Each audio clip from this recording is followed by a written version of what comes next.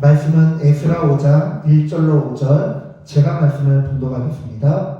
선지자들 곧 선지자 학개와 이도의 손자 스가랴가 이스라엘의 하나님의 이름으로 유다와 예루살렘에 거주하는 유다 사람들에게 예언하였더니 이에 스알디엘의 아들 스룹바벨과 요사닥의 아들 예수아가 일어나 예루살렘에 있던 하나님의 성전을 다시 건축하기 시작하며 하나님의 선지자들이 함께 있어 그들을 돕더니 그때에 유브라데강 건너편 총독 답드네와 스달 보스네와 그들의 동감들이 다 나와 그들에게 이르되 누가 너희에게 명령하여 이 성전을 건축하고 이 성곽을 마치게 하였느냐 하기로 우리가 이 건축하는 자의 이름을 아뢰었으나 하나님이 유다 장로들을 돌보셨으므로 그들이 능히 공사를 막지 못하고 이 일을 다리오에게 아뢰고 그 답장이 오기를 기다렸더라. 아멘. 오늘은 에스라 5장 1절로 5절 말씀을 본문으로 해서 살아 움직이는 하나님의 말씀이라는 제목으로 하나님의 말씀을 전하겠습니다. 이스라엘 백성들은 선한 일이자 하나님께서 명령하신 성전 건축을 하고자 하나 주변의 반대로 인해 성전 건축은 중단되었습니다. 그리고 선지자들을 통해 하나님의 말씀을 듣고 담대함을 얻어 다시 성전 건축을 시작하는데요. 기원한 지 18년 만입니다. 그리고 성전 건축을 시작한 지 16년 만에 다시 이 공사가 시작됩니다. 그러자 이번에는 유브라데강 건너편 총독, 즉 이스라엘 사마리아 등을 다스리는 총독들이 그들이 몰려와서 어찌하여 성전을 건축하고 성곽을 건축하는지 그 연유를 묻습니다. 그러나 과거 산발랏이라든지 가마 주변에 이 하나님의 성전을 짓는 것을 반대하는 자들과는 달리 이들은 그 이유가 궁금했고 미치지 않고서야 이 유대인들이 자기들 마음대로 성전을 건축하고 성곽을 지을 리가 없거든요. 그건 허가가 떨어져야만 가능하거든요. 제가 말씀드렸죠. 한 나라의 중심은 무엇이라고요? 왕궁과 성전입니다. 왕궁은 정치적인 중심지 역할을 하는 것이고 성전은 마음을 하나로 뭉치는 역할을 하는 거예요. 그렇기 때문에 이 성전과 왕궁은요, 아수르에서, 바벨론에서, 페르시아에서, 로마에서 허락하지 않고 자기들 마음대로 지었다가는 반란죄로 처벌을 당합니다. 그런데 이들이 미치지 않고서 저럴 수가 없는데 왜 그러지 하면서 궁금해서 온 거예요. 도대체 자기도 모르는 사이에 어떤 명령이 떨어졌는가 싶어서 확인하러 온 것입니다. 그러자 전에 대적들이 막을 때와는 다르게 이들 가운데 무엇이 있느냐? 하나님의 말씀이 임함으로 말미암아 이들이 담대함을 얻어요. 1절 말씀 보니까 선지자들 곧 선지자 학개와 이도의 손자 스가랴, 학개서 스가랴서 있잖아요. 이 말씀은 학개서와 스가랴서를 같이 읽으면서 살펴보면 좋습니다. 학개서와 스가랴서에 보면은 하나님의 성전을 건축하지 않는 것에 대해서 너희 집은 건축하면서 왜 하나님의 집은 건축하지 않느냐 하면서 책망을 해요. 그런데 여기에서는 간절히 다르게 그 책망하는 내용이 나오지 않고 일 진행되는 과정이 나와요. 책망하는 건 어차피 학개서와 스가랴서가 있기 때문에 다를 필요가 없고 여기서는 어떻게 하나님의 역사가 이루어져 가는지를 하나하나 그것을 중심으로 해서 하나하나 살펴보는 것입니다. 그런데 사장에서 보면 에스라 사장에서는 주변의 방해에 대해서 이겨내지 못하고 그대로 주저앉았지만 5장에서는 그 주변의 회방과 방해를 극복하고 뚫고 나갑니다. 그 원동력이 무엇이냐? 나 자신 아니에요. 세상에서는 너 자신을 믿어라. You can do it. 너는 할 수 있다. 나는 할 수 있다. 나는 할 수 있다. 직장에 하나님을 믿지 않는 사람들 얘기하죠. 아침에 과장님이나 부장님이 자 우리 직원들 다 일어나서 우리 한번 외치고 시작합시다. 나는 할 수 있다. 할 수 있다. 할 수 있다. 이렇게 외치고 하잖아요. 그런데 우리의 자신감 그 근거가 어디예요? 나 자신이 아니라 하나님이라는 거예요. 나 자신이 아니라 하나님. 그렇기 때문에 이들이 흔들리지 않는 거예요. 여러분들은 여러분들 자신을 믿으세요? 저는 못 믿어요. 다이어트 하겠다면서 예, 참지 못하고 밤중에 냉장고를 뒤져서 저 자신을 믿지 못하고요. 기도하겠다면서 피곤해가지고 늘어져 자빠져 자는 제 자신을 믿지 못하고요. 그런데 하나님이 강권적으로 역사하니까요. 강권적으로 역사하니까 살이 빠지더라고요. 강권적으로 역사하니까 기도하게 하시더라고요. 하나님이 역사하시니까 내 마음에 감동을 주니까 어머니가 그렇게 잔소리를 해도 안 되고 사람들이 잔소리를 해도 안 되더만 하나님이 역사하시니까 기도가 되더라고요. 여러분들도 마찬가지 아닙니까?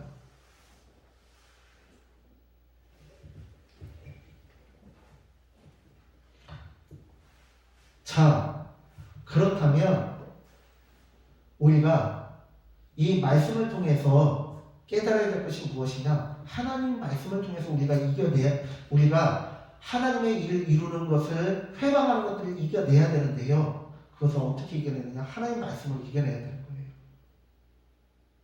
하나님의 말씀대로 살아가는데 회방이 있는 것을 이상하게 여기면 안 됩니다. 당연한 것입니다. 제가 두 가지 이야기를 해드릴게요. 첫 번째, 대한민국의 자랑스러운 배우 윤여정 씨가 있어요. 아시죠? 저희 저희 아버지하고 동갑이시더라고요. 47년생. 지금 살아계셨으면 76세가 되시는데, 아시다시피 윤여정 씨가 잘 나가는 톱스타였잖아요. 그런데 그 나쁜 놈 조영남을 만나가지고는 그 젊은 나이에 톱스타의 반열에서 내려와가지고 미국으로 건너가서 거의 13년 동안 알콩달콩 살고 아들도 2명 낳고 살다가 조영남이 바람을 피우고 이혼했잖아요. 그리고는 두 아들을 먹여 살리기 위해서 대한민국으로 13년 만에 왔는데 그때 당시만 해도 이혼녀라고 손가락질이 당하잖아요. 그리고 이제 결혼하기 전에야 톱스타지 결혼하고 13년이 지나서 대중들한테도 잊혀지고 또 미국에 있다 보니까 한국의 연기 그 문화라든지 그것도 익숙해지지 않고 그러잖아요. 그러니까 그 양반이 처음에 한국 와서 연기를 시작하는데 전원일기에서 막 밥을 먹을 때 톱스타니까는 깨작깨작 먹잖아요. 그러니까 김승희 씨가 아이고 그렇게 먹으면 안 돼! 그렇게 깨작깨작 먹으면 안 돼! 그래갖고는 아니 전원일기에서 농사 짓는 사람이 그렇게 깨작깨작 먹으면은 전원일기예요? 아니면은 재벌집 사모님이에요.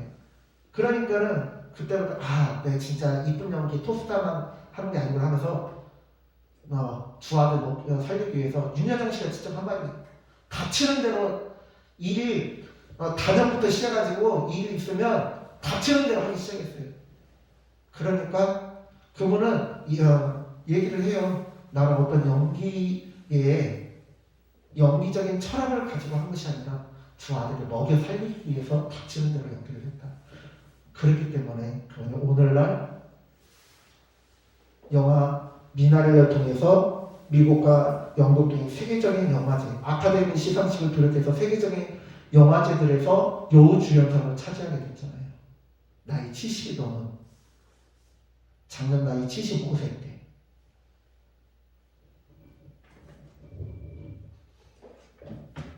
그저 하루하루 최선을 다해서 치열하게 살아갔을 뿐이에요.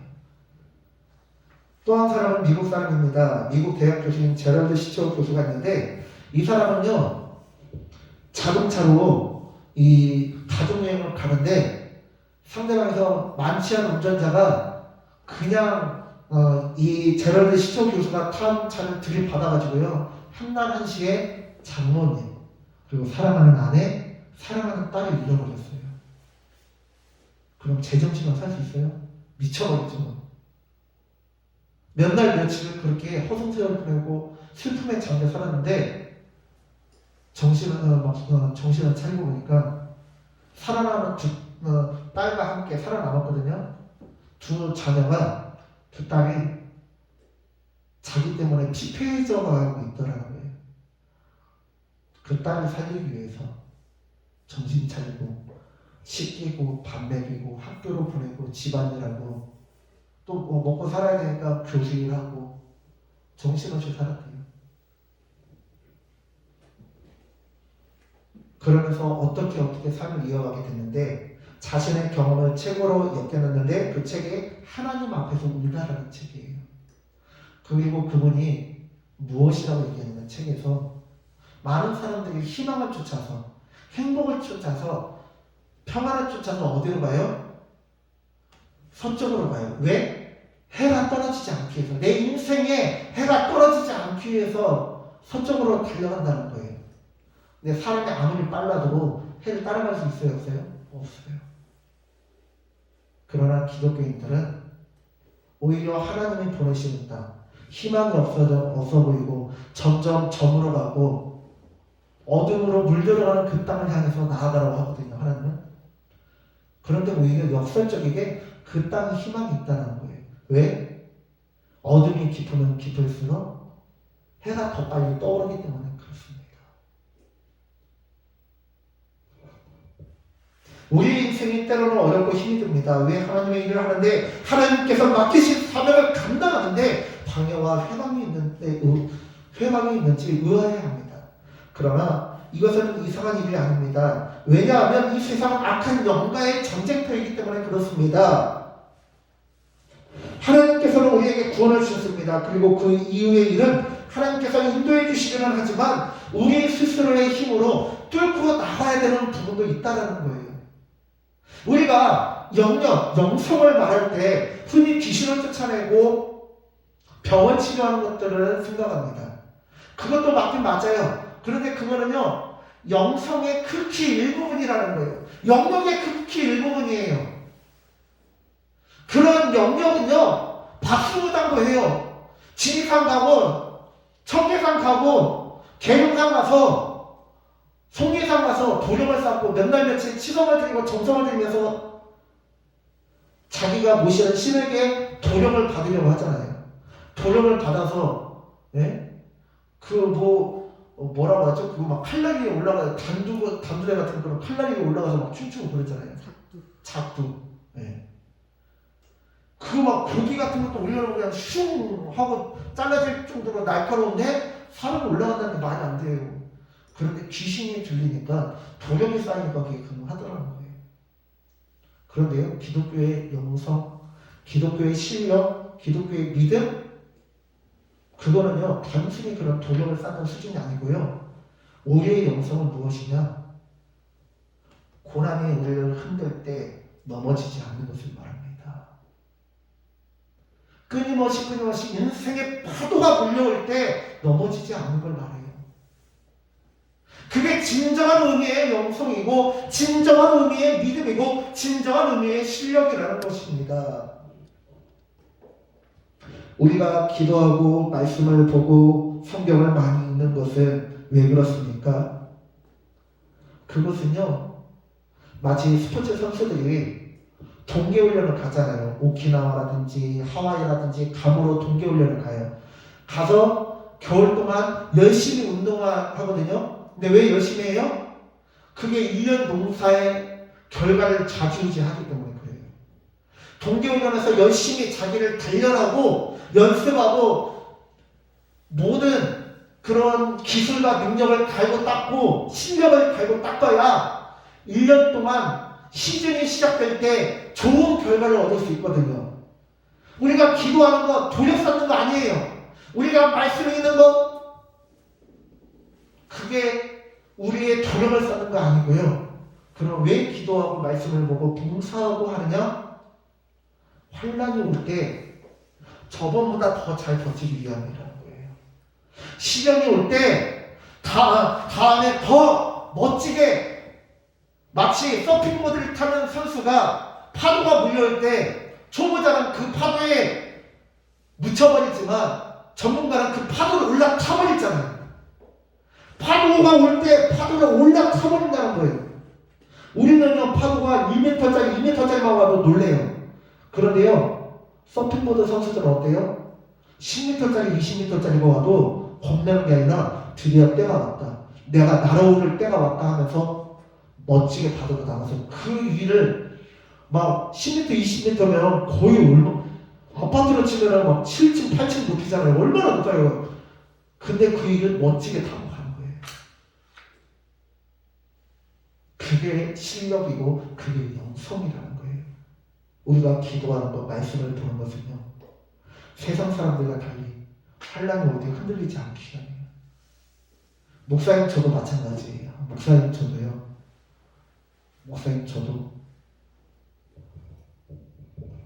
제 자신의 연약이기 때문에, 아니면 우리 박예수 권사님처럼 아프신 분이 있는데 기도해줘서 물리쳐야 되는데 그렇게 못할 때, 어떤 성도님들의 문제가 있을 때 그거를 해결하지 못할 때, 성도님들이 교회를 떠나갈 때 얼마나 낙심이 되고 제 자신의 한계를 느끼며 힘든지 몰라요.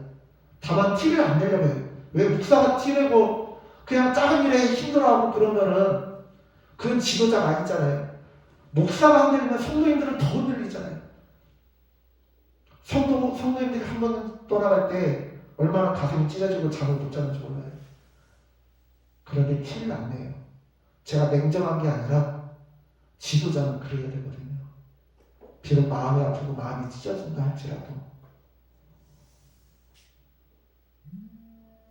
제랄드 시청 교수가 자기의 아이를, 장모님을 떠나보냈지만 두 아이를 먹여 살리기 위해서 정신 차리고 나아갔던 것처럼, 그런 일을 겪으면 겪을수록 더 열심히 기도하고 우리 성도님들에게 더 집중하고 한 번이라도 더 신방하고 더 가서 기도해 줌으로써 이겨내려고 하는 것이 지도자이고 그게 실력이고 그게 영성입니다. 오늘도 이제 박예수 권사님 몸이 안 좋아서 어제 저녁에 가서 기도해드렸거든요. 좋았잖아요. 근데 아침에 가서 기도하니까, 아침에는 기도를 해줬는데도 제가 누구에게 말도 못하고 그러고 그냥 방황을 하더라고요. 근데 오후에 또 갔어요. 오후에 가서 네가 이기나 내가 이기나 하고 또 가가지고 찬양하고 막 했어요. 그랬더니 이번에는 찬양을 따라 하시더라고요. 박예수 권사님. 그리고 기도하고 했더니 저 누구예요? 했더니 목사님이요. 그러더라고요. 정신 드세요? 했더니 정신이 약간 든대요. 한 번 기도해서 안 되면 2번 하고, 2번 기도해서 안 되면 3번 하고, 4번 하고, 5번, 10번 하고. 성도님이 한 번 떠나가셔서 힘들다면 더 열심히 하고 말씀 보고, 그렇게 놀러가면서 제 실력을 키우고 영성을 키우는 것이 믿는 자의 삶의 본질이고 방향입니다. 저만 그렇게 살아가는 것이 아니라 우리 모두가 그렇게 살아가야 되는 것입니다. 왜? 이 세상을 살아갈 때는 회방과 방향은 당연히 따라붙는 것이기 때문에 하나님께서 모든 일을 주관하시지만 그것을 내가 뚫고 하나님 앞에 나아가서 하나님의 손을 붙잡고 하나님의 일을 이루어야 되거든요. 사랑하는 성도님들, 그 모든 일이 가능하기 위해서는 어떻게 해야 되느냐? 사람 움직이는 하나님의 말씀을 의지해서 넘어지지 않아야 됩니다. 하나님의 말씀을 의지해서, 하나님의 은혜를 의지해서 넘어지지 않고 우리의 실력을 키우고 우리의 영성을 키우고 우리의 영역을 키워서 그 어떤 환난과 고난과 시련이 몰려온다 할지라도 넘어지지 마시고 꿋꿋하게 계속해서 나아가시는 저 우리 모든 성도님들 되어주시기를 간절히 축원합니다. 아멘. 기도하겠습니다. 하나님, 우리가 오늘 주님의 말씀을 살펴봅니다. 오늘 말씀을 보니 이 세상에서 가장 중요한 일, 거룩한 일, 귀한 사명, 하나님의 성전을 짓는 일을 감당하는데 이해가 되지 않을 정도로 계속해서 태클이 들어오고 방해가 들어옵니다. 그러나 그 모든 방해를 하나님의 말씀을 의지해서 이겨내는 이스라엘 백성들을 살펴봅니다. 우리의 삶에서도 하나님의 성전을 세워가고 하나님의 일을 이루어 나가는데 이상하게도 방해가 오고 내가 바른 길로 가는 것인가, 내가 하나님의 일을 이루는 것이 맞는 것인가 의아심이 들고 의심이 될 때도 있습니다. 그러나 하나님의 말씀을 의지해서 우리가 쓰러지지 않고 잘 극복해 갈 수 있도록 은혜 베풀어 주시옵소서. 감사드리며 예수님의 이름으로 기도드립니다. 아멘.